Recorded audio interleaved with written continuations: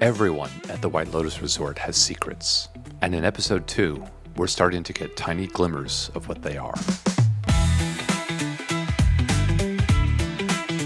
Hey, I'm Loren, your insider to filmmaking techniques, and the opening shot of episode 2 sets the perfect stage. The camera gets glimpses of the resort from deep in the water, only seeing tiny dots of light surrounded by darkness. To me, these dots symbolize the small bits and pieces we're about to learn of each character. But they're only hints, shrouded by the darkness of mystery. We start with Jacqueline and Kate talking about their friend Lori behind her back, speculating about her daughter's issues, and the fact that she may not have made partner at her law firm. No wonder she looks defeated. I thought you said she looked great. What? She does. Notice the tiny flicker of light behind Kate as she's saying this. But she also looks tired. Might be the drinking. She did drink like a whole bottle tonight. And then when Laura comes to say hi, they lie to her about it. We were just talking about you. Yeah? Just how great you look. Oh, thank you. And then later on, Kate and Laura are talking about Jacqueline's marriage behind her back. There's something weird there, right? She goes on and on. They're so in love. They're addicted to each other. But I mean, are they ever even in the same city? I think it's just a front. And you know what they say about fronts? What? The bigger the front, the bigger the back.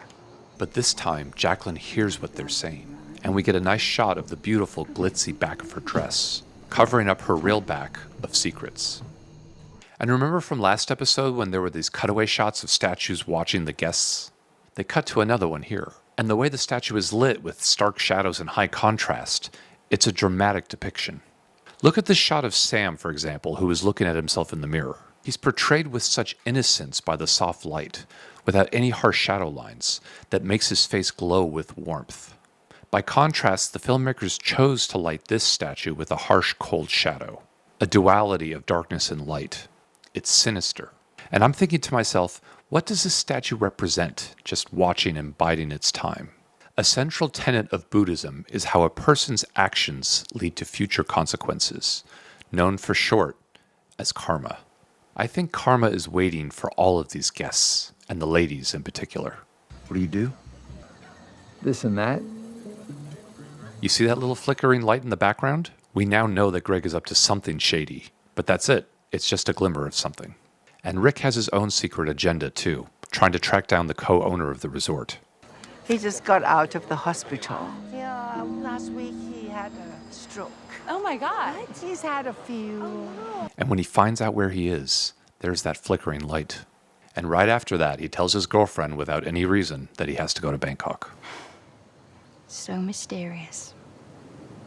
I'll tell you what else looks mysterious to me. That burglary in the jewelry shop? Remember how the burglars got their car into the resort in the first place? There's a very big fight on Friday. It was Valentin, the Russian wellness guru, who kept the gate open by distracting the guard with boxing tickets. I think he's in on it. And then there's Tim, who completely ignores the protocols of the resort. Are you sure you don't want to be free of that for the week? I think, it could be quite a relief. I'm sure it'd be a relief if you stopped asking me. He's running from something in his mind. And we finally get a glimpse that it's a money laundering investigation. Am I implicated? Yes, for sure, Tim. Yes. Again, as we learn this, we see a few flickering lights surrounded by darkness behind him. And like everyone else at the resort, Tim is trying to hide his secret from his companions. I find it interesting that while we see him worrying about his family finding out, in the background, listen closely to what his son Sam is saying. I enhance the sound.